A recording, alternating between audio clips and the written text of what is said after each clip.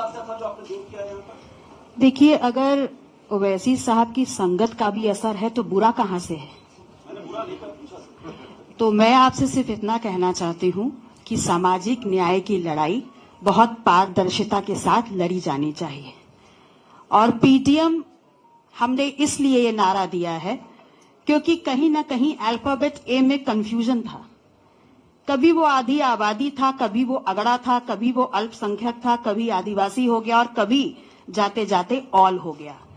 तो हमने कहा राजनीति में कंफ्यूजन नहीं होना चाहिए, पारदर्शिता होनी चाहिए।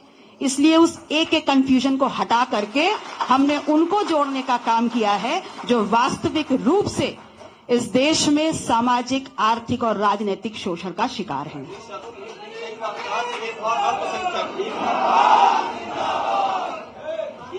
कई बार उन्होंने कहा कि एक का मतलब अल्पसंख्यक है।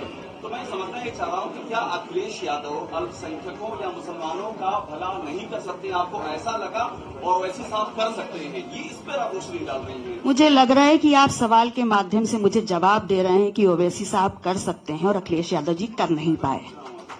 नहीं, मैंने वही कहा कि आपने मुझे जवाब भी दे दिया। सही कहा मैंने, बिल्कुल।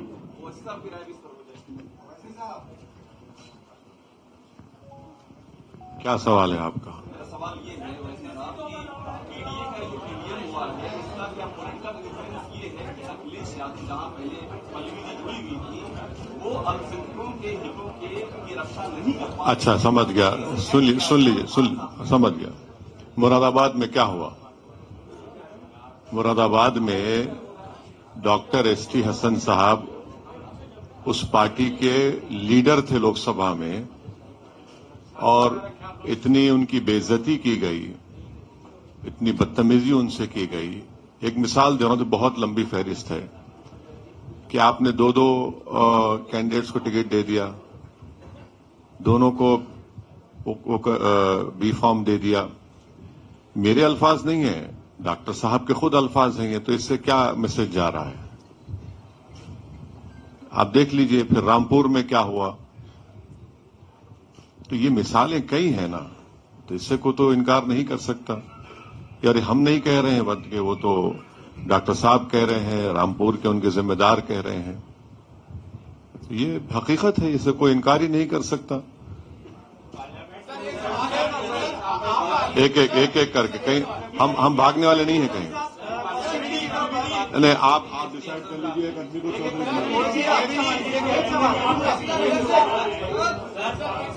हाँ। उत्तर प्रदेश में है और कितनी सीटों पे लड़ेगा और इसमें देरी क्यों हुई? जैसे पहले चरण का नॉमिनेशन खत्म हो चुका है, उसमें कई मुस्लिम डोमिनेटेड सीट्स थी जिसको लेके आपका जो अलायंस में पीडीएम का जिक्र हुआ है और वहाँ पे तो एम वाली सीट्स तो निकल चुकी। तो अभी आगे का क्या समीकरण है? पहले सीटें नहीं, साहब सिर्फ एम क्यों कर रहे हो? सिर्फ पीडीएम है ना ये। तुम अभी ठहरिए, तो आपका सवाल पार्शली सही है। कितनी सीट्स पे लड़ेंगे वो हमारी बहन बताएगी आपको, हम लोग बताएंगे, फिक्र मत करिए आप।